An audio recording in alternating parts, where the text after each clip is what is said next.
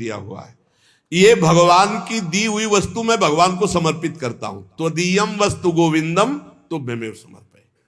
हे भगवान, आपके द्वारा दी हुई सब कुछ, नाथ सकल संपदा तुम्हारी, नाथ सकल संपदा तुम्हारी, और मैं सेवक समेत सुत नारी। और रात दिन भगवान का भजन करने की चेष्टा करो। राधा राधा राधा। बहुत कठिन है संसार से मुक्त होना। दो पद्धति में एक तो स्वीकार करना पड़ेगा, या ज्ञान योग और या भक्ति योग। तो भक्ति योग बहुत सरल योग है, इसमें सब साधन भगवान को और सब करण भगवान के है। बस इतना समझना है, सब करण भगवान के हैं, चाहे इंद्रियां हो, चाहे अंतःकरण हो, चाहे पदार्थ हो, बाहर भीतर जो कुछ श्री भगवान की रचना। और मैं भी भगवान का हूं, भगवान का अंश हूं।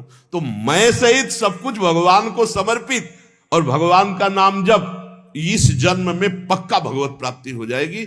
ज्यादा समझने की जरूरत नहीं। ज्ञान में तो बहुत बहुत समझने की जरूरत है। अगर उसमें चूक हुई तो दूसरा बचाने वाला नहीं, इसमें बचाने वाला है। करो सदा तिनके रखवारी, जिम बालक राखे महतारी।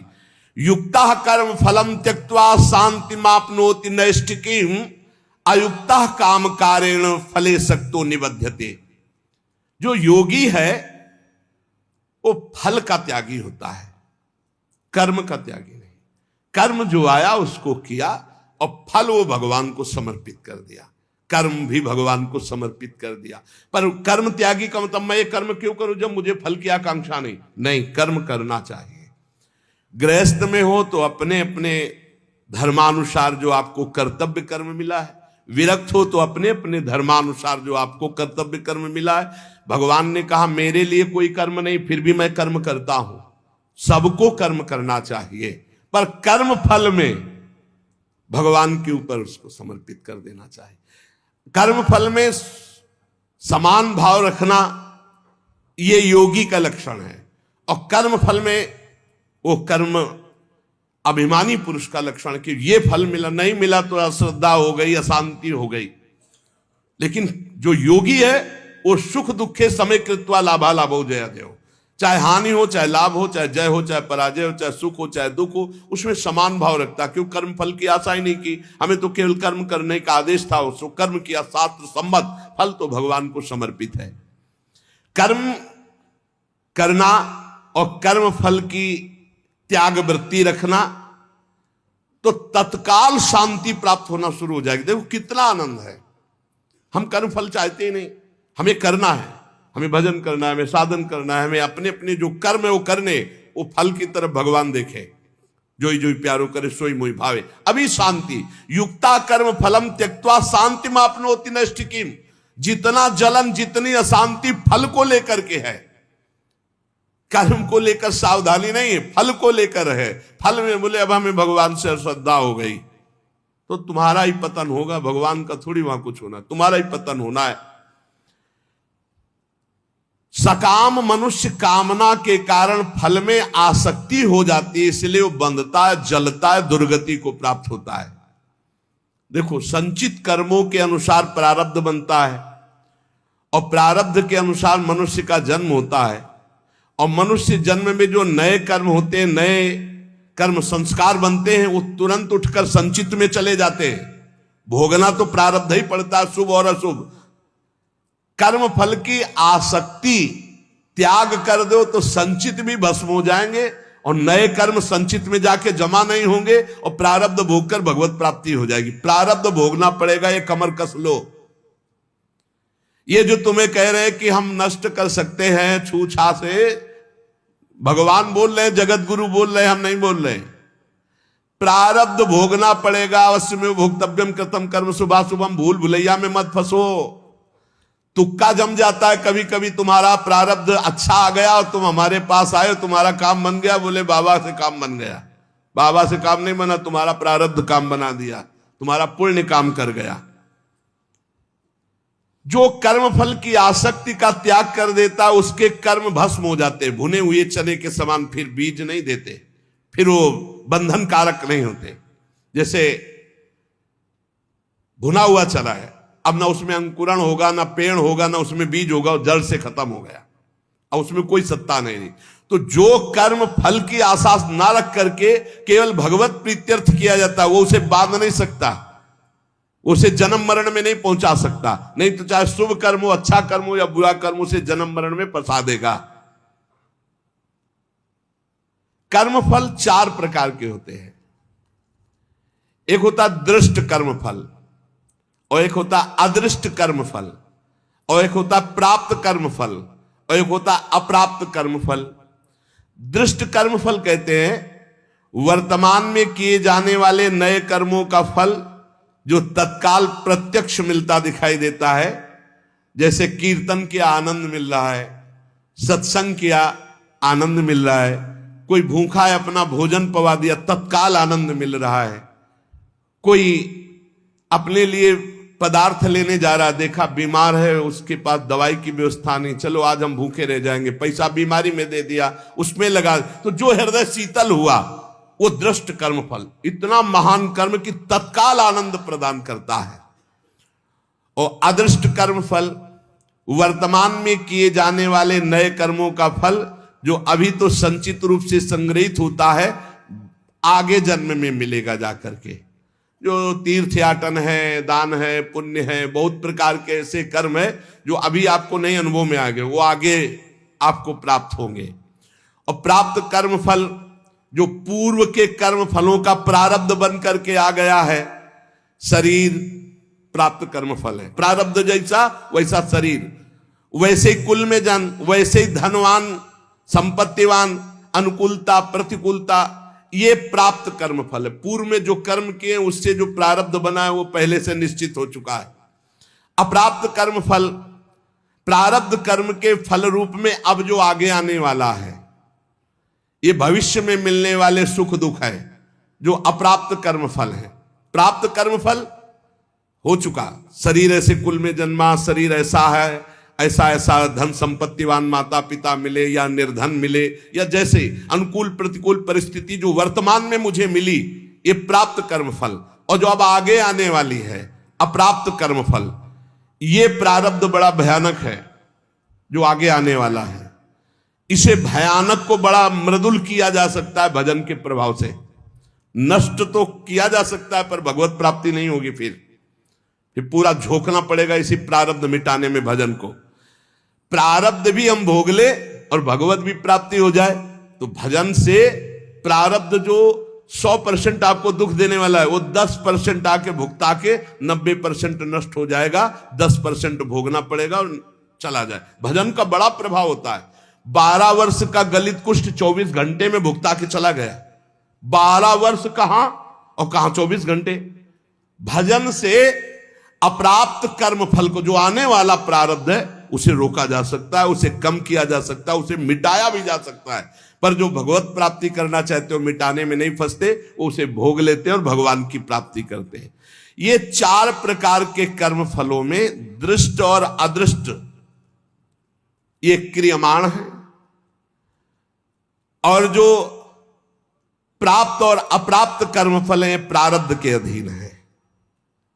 दृष्ट कर्म फल आग्रह नहीं रखना, मिलने पर प्रसन्न या प्रसन्न ना होना। अदृष्ट कर्म फल आशा रखना, प्राप्त कर्म फल में ममता न करना, मिलने पर सुखी दुखी ना होना। अप्राप्त कर्म फल मिट जाए ऐसी आशा न रखना, ये भक्त के हृदय में होता है। चारों प्रकार के कर्म फल भक्त के हृदय में कोई प्रभाव नहीं डाल सकते। जब उपासक ये देख लेता है कि मैं करता नहीं है, वो मुक्त होने लगता है। इतने जादू का तमाशा है, समझ लो। गांठ लगी ही नहीं, गोस्वामी जी कह रहे जड़ चेतन ही ग्रंथि पड़ गई, यद्यपि मृषा छूटत कठिनाई। है ही नहीं बंधन पर छूटना बड़ा कठिन है। बस इतना समझ लो कि बंधन ही नहीं है पर छूटना बड़ा कठिन है। कर्तापन तुमने स्वीकार किया तो तुम्हारी दुर्गति पक्की है। चाहे शुभ कर्म करो चाहे अशुभ कर्म, शुभ से स्वर्ग आदि लोक, अशुभ से नरक आदि, और दोनों से मृत्यु लोक। ये आवागमन बंद नहीं होने वाला। क्या करें, तो बड़े कठिन समस्या है। यही कठिन समस्या है। ज्ञानेन्द्रीय, कर्मेंद्रीय, अंतःकरण, प्राण, उपप्राण, ये सब प्रकृति के हैं, ढांचा सहित।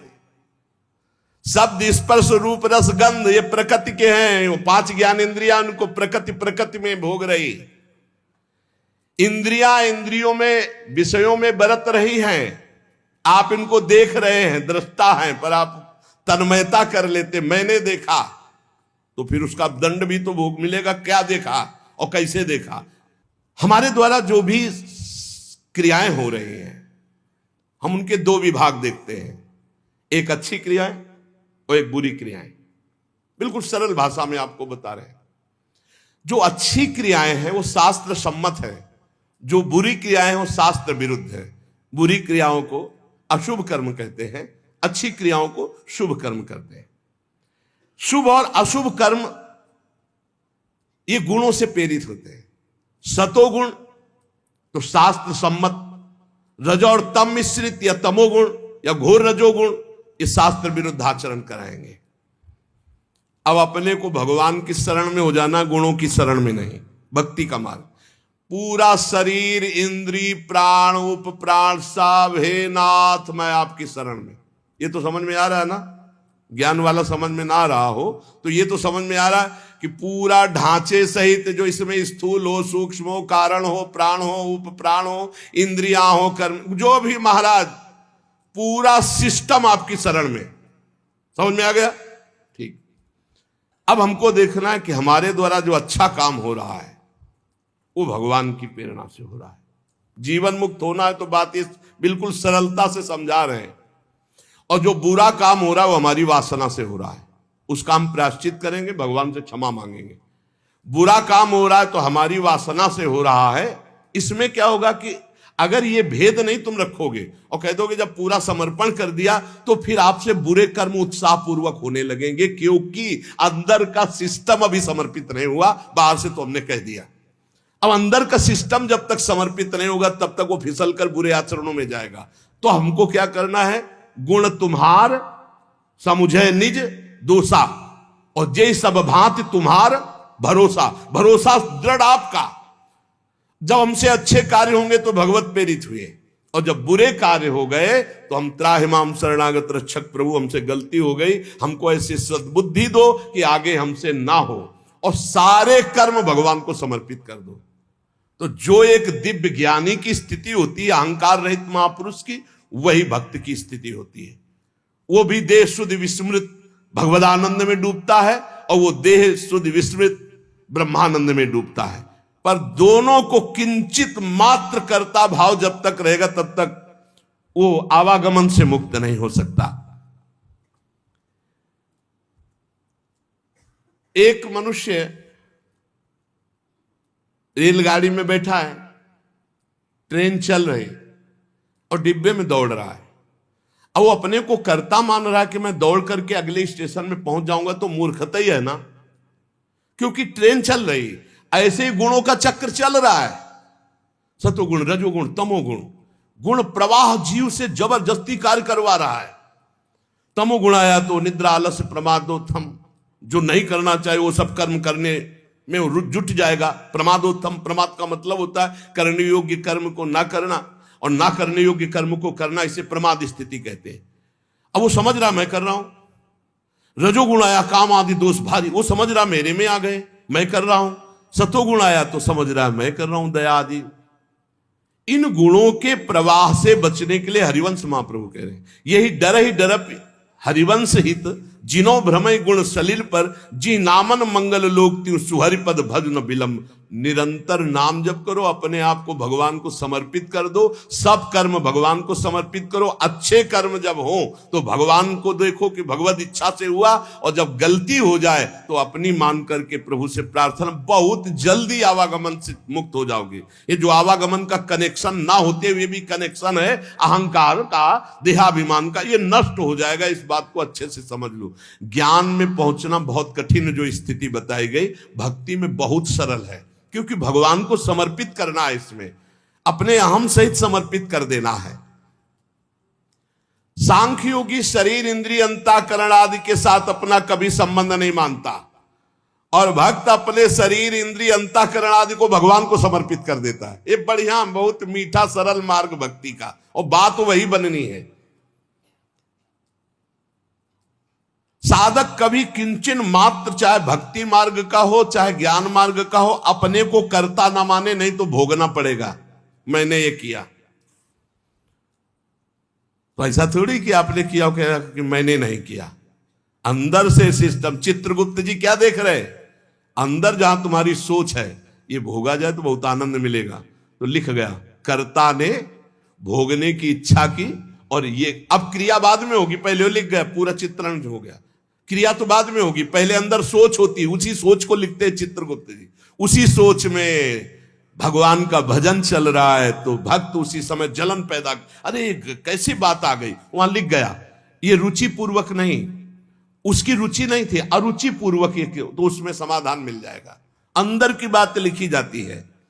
साधक कभी किंचन मात्र भी अपने में कर्तापन की मान्यता न करे, जितना अंश रखेगा कर्ता भाव का उतना बंधा रहेगा। अपने में कर्ता भाव ना रहे, चाहे वो ज्ञान मार्ग का साधक हो चाहे भक्ति मार्ग। भक्ति मार्ग का साधक कैसे बोलता है? श्री जी की इच्छा से आज परिक्रमा हो गई, श्री जी की इच्छा से आज ऐसा, आज श्री जी की इच्छा थी कि दर्शन करने जाए तो बिहारी जी के दर्शन कर आए। श्री जी की इच्छा, अपनी इच्छा को, अपने कर्ता भाव को प्रभु के चरणों में मिला देता है। भगवान की इच्छा, प्रभु की इच्छा, एक मार्ग तो पकड़ लो, हर कर्म समर्पित, कहीं भी कर्ता भाव नहीं, कहीं भी अभिमान की बात नहीं, मैंने देखा मैंने किया नहीं, प्रभु की इच्छा से देखा, प्रभु की इच्छा से हो गया। अपने कहीं करता नहीं, अपना तो प्रभु के चरणों में समर्पण। अब देखो, ब्रह्मण्याधाय कर्माणि संगम त्यक्त्वा करोति यः, लिप्यते न सा पापेन पद्म पत्र मिवाम्भसा। जैसे जल में कमल का फूल रहता है, एक बूंद पानी नहीं, ऐसे वो भक्त, ऐसे वो ज्ञानी संसार में रहता है, एक भी कर्म का फल नहीं। कर्माणि श्रुति बोधितानि नितराम कुर्वन्तु कुर्वन्तु मा। वो चाहे वेद के अनुसार कार्य करे या न करे, कोई उसके ऊपर लागू नहीं नियम। वो विषयान ग्रहणंतु मुंचन्तु, आ विषय भोगे या विषय त्याग दे कोई नहीं, क्योंकि वो ऐसी अवस्था को प्राप्त हो चुका है। ब्रह्मण्याधाय कर्माणि संगम त्यक्त्वा करोति। जो भक्त संपूर्ण कर्मों को, पीछे ज्ञान का तो आगे उसी को बता रहे, जो भक्त संपूर्ण कर्मों को भगवान में अर्पित कर देता है, उसकी आसक्ति नष्ट हो जाती है। वो कर्म करता हुआ भी जल से कमल के पत्ते की तरह पाप से लिप्त कभी नहीं होता। पूरे संसार का हतन हो जाए तो भी उसे पाप नहीं लगेगा। ऐसा महान ये योग है। शरीर, इंद्रिया, मन, बुद्धि, प्राण ये तुम्हारे नहीं हैं। अब भक्ति में देखिए इसे, ये भगवान के रचे हुए हैं, वो भगवान के हैं। मान लो जैसे ज्ञान में अभी वर्णन कर रहे थे, ये प्रकृति के हैं, प्रकृति में बरत रहे। अब यहां भक्ति में है ये श्लोक का अर्थ, शरीर, इंद्रिया, मन, बुद्धि, प्राण ये तुम्हारे रचे हुए हैं क्या? भगवान के रचे हुए। तो हुए किसके? भगवान के हुए ना, ये भगवान के हैं। तुम्हारे प्राण भगवान के, तुम्हारी मन, बुद्धि, चित्त, अहंकार ये भगवान की, तुम्हारी ज्ञानेंद्रियां भगवान की, तुम्हारी कर्मेंद्रियां भगवान की, तुम्हारा सब कुछ श्री भगवान का है, तुम्हारा थोड़ी रचा हुआ है। माना? ये अपने नहीं है, ये श्री भगवान की रचना है, श्री भगवान के हैं। कौन कौन? शरीर, इंद्रिया, मन, बुद्धि, प्राण ये भगवान के रचे हुए हैं। तुम्हारी रुचि से होता तो तुम तो और सुंदर रचना चाहते, और बलवान चाहते। बोले ये शरीर, ये इंद्रियां, ये मन, ये बुद्धि, ये प्राण ये किसके हैं? बोले भगवान की रचना है। तो हुए किसके? श्री भगवान के। तो तुमने अपना क्यों मान लिया? यही बंधन है, यही बंधन है, अपना इनको मान लेना। इसी भक्त का क्या स्वरूप होता है? वो इन्हें भगवान का मानता है। ज्ञानी का क्या स्वरूप होता है? वो इन्हें प्रकृति का मानता है, क्योंकि प्रकृति के ही अंश ये हैं। और प्रकृति, कृति, ये जो प्रकृति की रचना करने वाला रचयिता है वो परमात्मा है। मूल में परमात्मा ही आता है। अतः इनके द्वारा होने वाली क्रियाओं को भक्ति योगी अपने कैसे मान सकता है? जब शरीर, मन, प्राण सब भगवान का, तो इनकी क्रियाएं भी भगवान की, इसलिए वो जीवन मुक्त हो जाता है। जीवन मुक्त कैसे होगा? शरीर, मन, प्राण, इंद्रियां सब भगवान की, तो इनके द्वारा होने वाली क्रियाएं सब भगवान की, आप जीवन मुक्त हो गए। लगा तो बहुत सरल, लेकिन देखो क्या सब भगवान को अर्पित करते हो? क्या जब आपके अंदर प्यास लगती है तो आप ये सोचते हो भगवान पानी पीना चाहते हैं? जब आपके अंदर भूख लग रही, मेरे हृदय में बैठे हुए भगवान पाना चाहते हैं। जब आपके अंदर विकारात्मक भाव है, तब आवे कि ये दुष्ट कहां से दुर्वासना दबी रह गई, अभी ये भगवान की नजर में नहीं पड़ी, इस हृदय में कहीं दुर्वासना, हे नाथ, हे करुणामय, इस दुर्वासना को हटाओ, ऐसे भक्ति में चला जाता है। ये सब भगवान की, सारी क्रियाएं भगवान की, तो आप कौन है? आप भी श्री भगवान के। हो गया काम। शरीर, इंद्रिया, मन, बुद्धि, प्राण सब भगवान के, इनकी क्रियाएं भगवान की, और मैं भी भगवान का, मुक्त हो गए। जितना बचा के रखोगे उतना ही तुम्हारा बंधन कारक है। भगवान ही मेरी इंद्रियों में और मन में बैठकर सारे कार्य करवा रहे हैं। भक्त ये देखता है। अब ये जो पापाचरण करने वाले हैं ना, ये बात सुनेंगे ना, तो ये बात उसमें ले जाएंगे कि भगवान ही तो हमारे मन, गीता में लिखा है, मन और इंद्रियों में बैठते, तो तुम समर्पित कहां हुए? तुम तो अहंकार की धरा में हो। अहंकार में काम, क्रोध, लोभ, मोह, मद, मत्सर ये दोष रहते हैं। यही बिना गुरुजनों के समीप बैठे शास्त्र समझ में नहीं आता। शरीर आदि वस्तुएं अपनी ना थी, ना है, ना रहेगी। कैसे? तुम्हारा अधिकार है शरीर पर? कुछ अधिकार नहीं। एक रोम अभी झरना चाहे ना, वो झर जाएगा, दोबारा लगा नहीं सकते। बेमतलब में अहंकार किए हो, मैं ऐसा कर सकता हूं, मैं ऐसा। शरीर आदि वस्तु, शुद्ध ज्ञान, शुद्ध भक्ति, दोनों श्लोकों में भगवान ने जीवन मुक्त होने के लिए बता दिया। शरीर आदि वस्तुएं अपनी नहीं, प्रत्युत मिली हुई है भगवान से अपने को। किस लिए? सत्कार्य करने के लिए। सत्कार्य करने के लिए। सरकारी गाड़ी बंगला है, ये सरकार का काम करने के लिए मिला है। ये कुछ दिन के लिए मिला, फिर छीन लिया जाएगा। ना ये पहले था तुम्हारा, ना बाद में रहेगा, बीच में दिया गया, छीन लिया जाएगा। ये केवल भगवत प्राप्ति के लिए मिला है। भगवत प्रीत्यर्थ, दूसरों में भगवान की भावना करके सेवा करो, इसलिए मिला यह शरीर। इन वस्तुओं पर जो अपना अधिकार जमा लेता है और अपने लिए भोग भोगता है, वो मृत्यु के बाद दुर्गति को प्राप्त होता है। पुनरपि जननम पुनरपि मरणम। इस शरीर को न तुम बदल सकते हो, न मरने से रोक सकते हो। यह शरीर एक नियत समय के लिए आया है, और इस समय में तुम भगवत प्राप्ति के लिए कार्य कर लो। क्या? कुछ नहीं करना। ये जो सब है इनको समर्पित कर दो। चदरिया जैसी की तैसी धर दीनी, ये लो महाराज, हमसे नहीं होने वाला कुछ। ना शुभ ना अशुभ, ना हम कर्ता बनेंगे शुभ के ना अशुभ के, हमसे कुछ नहीं। हम आपकी शरण में पूरा समर्पित। अभी आज से आप जीवन मुक्त के मार्ग में चलने लगे। समर्पण योग। ईमानदारी से भगवान की वस्तु भगवान को समर्पित कर दो, और कुछ नहीं करना। मस्त। बस यही बात समझ में आ जाए। भगवान की वस्तु भगवान को समर्पित कर दो। ये शरीर, शरीर संबंधी भोग, सब कुछ जितना, सब श्री भगवान का, सब समर्पित कर दो भगवान को। संपूर्ण क्रियाएं और पदार्थों को भक्त भगवान के चरणों में समर्पित कर। ज्ञानी प्रकृति में देखता है।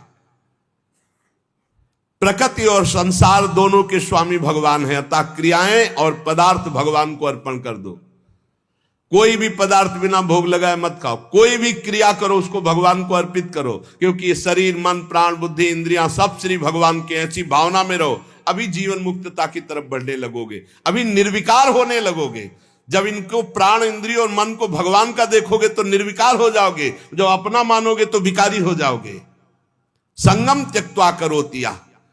किसी भी प्राणी, पदार्थ, शरीर, इंद्रिय, मन, बुद्धि, प्राण, क्रिया, किसी में संग मत करो। न प्राणों का संग, न इंद्रियों का संग, न बुद्धि का संग। उस समय देखो असंग। तुम अलग हो, ये अलग है, पर तुम अलग नहीं देख पाते, इन्हीं में मिल जाते हो। आकर्षण, खिंचाव, लगाव, महत्व, ममता, कामना, इसीलिए जो सच्चा उपासक होगा कभी निंदा नहीं, कभी प्रशंसा नहीं। एक बार परमहंस श्री ओंकारानंद सरस्वती जी भिक्षा के ले आए और नमक डालना, तो और पदार्थ जब परोसने तो मना कर देते, वही सब्जी ये वाली बहुत बढ़िया बनी। और जब जरा सी बची थी बाद में बोले इसमें तो नमक नहीं। गए कहा स्वामी जी आज आपने जानबूझ के और कोई पदार्थ लिए, वही पदार्थ उसमें तो नमक, तो क्या फर्क पड़ा बच्चा, क्या फर्क पड़ा? पेट प्राणों का पोषण करना था, डालना। ना निंदा ना स्तुति, चाहे जितना अच्छा पदार्थ होगा। आज तो उसके भोक्ता बने तो फिर फंसोगे। किसी भी कर्म में, किसी भी करण में अपने को कर्ता नहीं बनना, अपने को अहंकार नहीं करना, ये सब श्री भगवान के हैं। न लगाव, न आकर्षण, न महत्व, न ममता, न कामना, ये बिल्कुल नहीं होगा यदि नहीं भगवान के मानोगे। ये लगाव, ये कामना, ये ममता, ये आसक्ति तभी होती जब अपना मानते हो। जन्म मरण का हेतु यही तुम्हारा अपना मानना है इनको, इनसे अपनापन हटाओ प्रभु के चरणों में। कायेन मनसा बुद्धिया केवलैरिंद्रियैरपि योगिनः कर्म कुर्वन्ति संगम त्यक्त्वा आत्मशुद्धये। जो योगी है वो आसक्ति का त्याग करके केवल भगवत अर्पण शास्त्र सम्मत कार्य करता है। इंद्रिया, शरीर, मन, बुद्धि, अंतःकरण ये परम शुद्ध हो जाते हैं जब केवल भगवत प्रीत्यर्थ। पाप होते हैं स्वयं प्रीत्यर्थ, अपने प्रीत्यर्थ, और भगवत प्रीत्यर्थ होते हैं परम पवित्र, हृदय पवित्र, शरीर पवित्र, इंद्रिया पवित्र, बुद्धि पवित्र। भेद समझ लो। जब अपनी प्रसन्नता के लिए अपनी प्रीत्यर्थ भोग भोगोगे तो पाप कर्म बन जाएगा। जैसे भगवान ने कहा जो अपने लिए पकाता है वो पाप खाता है। अपने लिए जो करोगे, अपने लिए सुख लेने की भावना करोगे, उससे निश्चित पाप बन जाएगा। और जो शास्त्र सम्मत भगवत प्रीत्यर्थ करोगे तो शरीर पवित्र, मन पवित्र, बुद्धि पवित्र, चित्त पवित्र, उसी पवित्रता में अनुभव होता है चेतन अमल सहज सुख राशि अपने स्वरूप का। आसक्ति का त्याग करके केवल ममता रहित इंद्रियों सहित शरीर, मन, बुद्धि, अंतःकरण ये भगवत प्रीत्यर्थ कार्य करे तो तत्काल इनकी शुद्धि होती है और वो शुद्ध हो महापुरुष विविध प्रकार के कर्म करता हुआ भी अगला जन्म उसका नहीं होता, सब कर्म भस्म हो जाते हैं। जिनको साधारण मनुष्य कहते हैं वो शरीर, इंद्री, मन, बुद्धि से कोई भी कार्य करने के पहले एक संकल्प बनाते हैं, ध्यान रखना, और उसमें कर्ता बनते, मैं करूंगा। और जब कोई भक्त करता है तो भगवान की प्रेरणा देखता शास्त्र सम्मत है कि नहीं। भगवत प्रेरणा से ये कर्म हो रहा, इस कर्म में शास्त्र आज्ञा है कि नहीं, हाँ है। तो इंद्रियां, मन जो उसमें बर्ताव कर रहे हैं वो सब भगवान की